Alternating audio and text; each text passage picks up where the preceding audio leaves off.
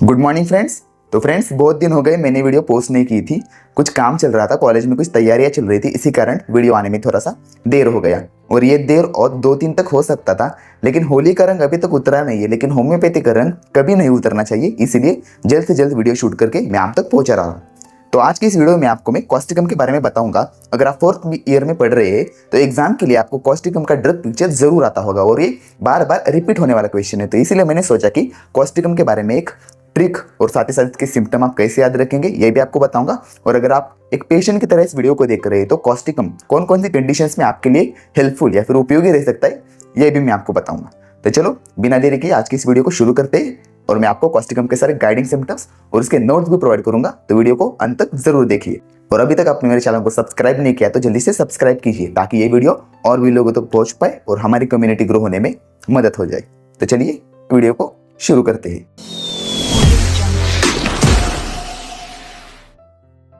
देखिए, कॉस्टिकम के बारे में अगर आपको लिखना है तो ज़्यादा लिखने की ज़रूरत नहीं है। आप जो भी लिखेंगे वो सब पॉइंट वाइज होना चाहिए और आपने मेन में जो इंपॉर्टेंट पॉइंट्स है उसे कवर करना चाहिए। ठीक है, तो चलिए सबसे पहले तो कॉस्टिकम दोस्तों मिनरल किंगडम से बिलोंग करती है और साथ ही साथ इसका कॉमन नेम है टिंक्चूरा एक्रिस सिने काली। ठीक है, ये आपको रट्टा मारना ही पड़ेगा, इसके अलावा कोई भी ऑप्शन दूसरा नहीं है। और अगर बात करें कॉस्टिकम की मेन पैथोलॉजीज तो इनमें से आपको जो जो चीज़ याद रखने योग्य है और उन चीज़ों से आप बाकी चीज़ें कैसे याद रखेंगे। तो सबसे पहला है पैरालिसिस यानी कि नर्वस डिसऑर्डर है। ठीक है, सेकेंड है दोस्तों इंटेंस सिंपैथी फॉर अदर्स। अब ये पॉइंट कहाँ पर आएगा तो माइंड के अंदर आप इस पॉइंट को लिखेंगे। थर्ड है एलिमेंट्स फ्रॉम बर्न्स यानी कि जो भी बर्न्स की वजह से जो भी तकलीफें होगी उन कंडीशंस में। और कॉन्स्टिट्यूशन होगा तो कॉन्स्टिट्यूशन दोस्तों हाइड्रोजनाइड कॉन्स्टिट्यूशन और साथ ही साथ येलोइश कॉम्प्लेक्शन। अब जो हाइड्रोजनाइड कॉन्स्टिट्यूशन है, अगर आपने मेरी पिछली वीडियो देखी है तो आपको पता होगा कि जिन कंडीशंस में पानी की वजह से प्रॉब्लम्स हो या फिर बॉडी हमारी ज़्यादा से ज़्यादा वाटर रिटेन करे तो उस कंडीशन में पानी की वजह से प्रॉब्लम बढ़ती है। और साथ ही साथ जब भी हाइड्रोजनाइड कॉन्स्टिट्यूशन वाला पेशेंट या फिर उस टाइप का जो रेमेडी रहती है तो उसमें थर्मल्स हमेशा चिली रहती है, क्योंकि आपको पता ही पानी और ठंड का कैसा रिलेशन है। उसी की तरह भी अगर बॉडी कॉन्स्टिट्यूशन हाइड्रोजनाइड रहा तो थर्मल्स में चिली आपको ज़रूर याद रखना है। ठीक है, ये कुछ चीज़ें हैं जो हर एक रेमेडी या फिर हर एक आपको अलग अलग रेमेडी पढ़ते समय आपको जो क्लिक होनी चाहिए ये उसी के लिए है। अब दोस्तों अब बात करें हम गाइडिंग सिम्टम्स की तो सबसे पहले मैं माइंड के सिम्टम्स बताता हूँ और उसके बाद आपको मैं फिजिकल सिम्टम्स या फिर जनरल सिम्टम्स बताता हूँ। तो मेंटल सिम्टम्स में दोस्तों जो सबसे पहला है तो मेंटल सिम्टम्स में हम देखेंगे तो सबसे मेन वो intense sympathy for others, suffering of others यानी कि अगर कोई दूसरा व्यक्ति जिसे कोई तकलीफ हो या फिर उसे सफ़र कर रहा है तो इस पेशेंट को उस व्यक्ति की बहुत ही ज़्यादा सिंपैथी यानी इतनी ज़्यादा दया आएगी कि पूछो ही मत। सेकेंड है अब्सेंट माइंडेड। ठीक है, यानी कि कोई भी काम करते समय कॉन्सेंट्रेशन नहीं लगना, वो यहाँ पर प्रेजेंट है लेकिन उसका माइंड कहीं दूसरी ओर। थर्ड है दोस्तों elements from long standing grief, loss of sleep और सप्रेस्ड इरप्शन। स्किन पर कोई इरप्शंस हो उसको लोकल ऑइंटमेंट से सप्रेस किया गया हो उस कंडीशन में। और जो लॉन्ग लास्टिंग ग्रीफ यानी कि किसी घटना के कारण उसके दिमाग या फिर उसके दिल पर बहुत ज़्यादा गहरा सदमा उसे लगा हो उस कंडीशन में।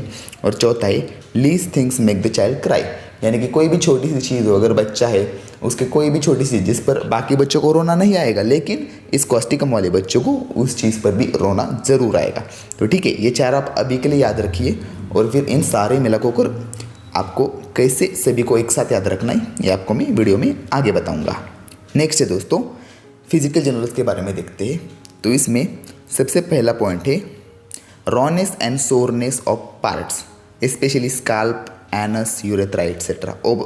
अब ये रॉनेस और सोरनेस क्या होता है ये आपको पता होगा। अगर समझ लो आपको कोई बर्न हुआ है या फिर कोई चीज़ से कट गया है तो उस समय कैसी जलन टाइप ऐसी सेंसेशन रहती है, एकदम ऐसा छिला छिला महसूस होता है, उस टाइप की कंडीशन स्काल्प पर भी हो सकती है, एनस में हो सकती है। सेकेंड है दोस्तों children late in learning to walk due to nervous weakness. तो नर्वस वीकनेस की वजह से चिल्ड्रन जो है वो वॉकिंग, अगर आपका चिल्ड्रन बच्चा 2.5 साल में आपका सीख जाता है, अगर उसका ये ड्यूरेशन ज़्यादा हो जाए तो उस कंडीशन में। थर्ड है दोस्तों aggravation in clear fine weather and amelioration in damp wet weather. बहुत सारे रेमेडीज़ में जो एम्युलरेशन होता है वो क्लियर फाइन वेदर या फिर ओपन एयर से होता है, लेकिन इस रेमेडी में अपोजिट है बिल्कुल। यहाँ पर क्लियर फाइन वेदर से एग्रेवेट और डैम्प वेट वेदर से एम्युलरेट। फोर्थ है दोस्तों after effects of burns and scars patient says I have never been well since that burn. Pulsatilla में आपको याद है, patient says I have never been well since puberty, यानी puberty के बाद से मैं बिल्कुल ठीक नहीं महसूस करती। उसी की तरह कॉस्टिकम पेशेंट क्या कहेगा कि जब से मेरा ये हिस्सा जला है या फिर जब से ये हादसा हुआ था उसके बाद से ही मेरी मानसिक स्थिति या फिर मेरी फिजिकल कंडीशन बिल्कुल भी अच्छी नहीं है। नेक्स्ट है दोस्तों एपिलेप्सी। अब जो एपिलेप्सी रहती है वो फिट ऑकर्स ड्यूरिंग स्लीप। जब भी पेशेंट जगा रहता है, ऐसा सोया नहीं, उस समय पर एपिलेप्सी नहीं आएगी, लेकिन स्लीप यानी सोते समय ही एपिलेप्सी आएंगे। और साथ ही साथ एपिलेप्सी के दौरान यूरिन एस्केप इनवॉलंटरी, ठीक है, यानी कि हमारी जब भी इच्छा ना हो तब भी अचानक से हमें बिना पता चले यूरिन एस्केप हो जाती है, यानी छूट जाती है। अगर हम बात करें पर्टिकुलर्स की तो सबसे पहला हेडेक। तो हेडेक में दोस्तों due to exposure to cold, अब हाइड्रोजन कॉन्स्टिट्यूशन है, ठंड से उसे तकलीफ होगी तो कोल्ड के एक्सपोजर से हेडेक स्टार्ट होगा। और हेडेक किस टाइप का होगा, सेंसेशन कैसे रहेंगी, तो sensation of empty space between forehead and brain. Brain यानी कि हमारा जो ऊपर वाला पार्ट रहता है और आगे वाला फोरहेड, उन दोनों के बीच में ऐसी खुली खुली जगह लगेगी। और एग्रेवेशन बाय कोल्ड रहेगा, और क्लियर फाइन वेदर, और एम्बलरेशन बाय ओपन एयर और डैम्प वेट वेदर, ठीक है। क्लियर फाइन वेदर से एग्रेवेट है, लेकिन ओपन एयर से एम्बलरेट है। सेकंड है दोस्तों GIT। तो स्टमक में appetite disappears when trying to eat. खाना खाने के पहले भूख लगी रहती है, लेकिन जैसे ही खाना खाने का ट्राई किया भूख खत्म हो जाती है। स्टूल के बारे में बात करें तो soft head, small frequent, ineffectual desire, passes better while standing. आपको पता है स्टूल सबसे अच्छा पास कब होता है, जब हम बैठ जाते हैं, दो टांगों पर बैठ जाते हैं, तब स्टूल अच्छी तरह से पास होता है। लेकिन इन पेशेंट्स में जब पेशेंट खड़े हैं उस समय पर स्टूल ज़्यादा आसानी से पास होगा। तो एक अपोजिट थिंग है, यानी कि एक कैरेक्टरिस्टिक सिम्टम है, ठीक है।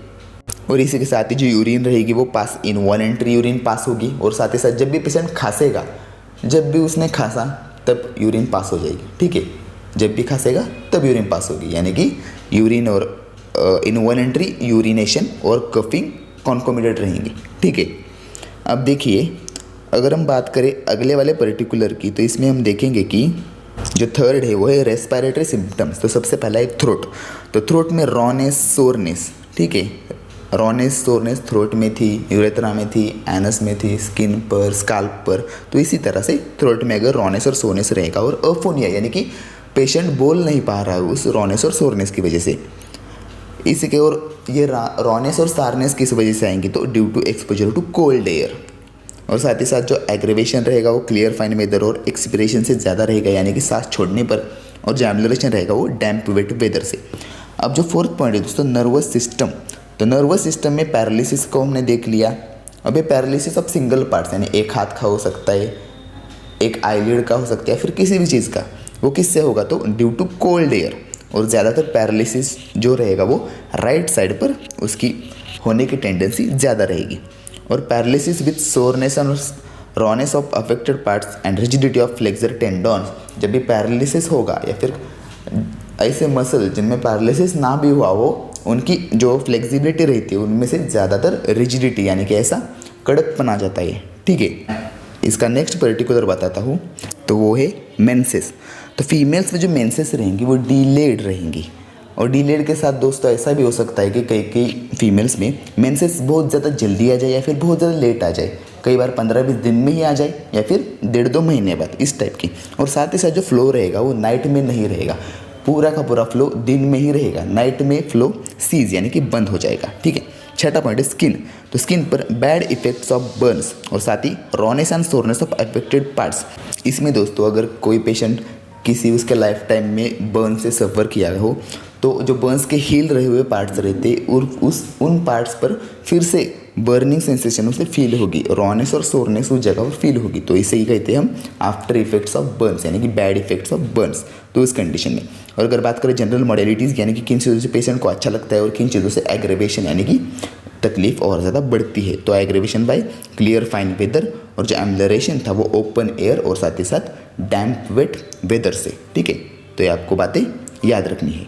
तो चलिए अब मैं आपको बताता हूँ एग्ज़ाम पॉइंट ऑफ व्यू, यानी कि एग्ज़ाम में आपको लिखते समय आपको ये चीज़ें कैसे याद आएगी। तो आपको याद बस 3 चीज़ें यानी 3 वर्ड्स को याद रखना है कॉस्टिकम को याद रखते समय। सबसे पहला है नर्वस, सेकंड है बर्न्स और थर्ड है दोस्तों हाइड्रोजन एंड कॉन्स्टिट्यूशन। अब जो नर्वस के अंडर आप क्या क्या पॉइंट लिखेंगे, तो सबसे पहला है पैरालिसिस, नर्वस डिसऑर्डर है। सेकंड है इनवॉलंटरी यूरिनेशन ड्यूरिंग कफ। अब जो यूरिनेशन की प्रोसेस रहती है उसमें स्पिंक्टर का जो रोल रहता है, तो स्पिंक्टर को जो कंट्रोल कौन करता है, तो नर्व्स, ठीक है। थर्ड है दोस्तों late walking due to nervous disorder. छोटे बच्चों में लेट वॉकिंग मसल को कंट्रोल करने वाली भी नर्व्स होती है। इसी के साथ ही वीक, अगर एक आध पेशेंट नर्वस रहेगा तो क्या रहेगा कि एक आध अगर उसके सामने कोई इंसान है या फिर कोई आदमी कोई पर्सन है तो उस पर्सन की सफरिंग को इसे बहुत ही ज़्यादा सिंपैथी दिखाएगा।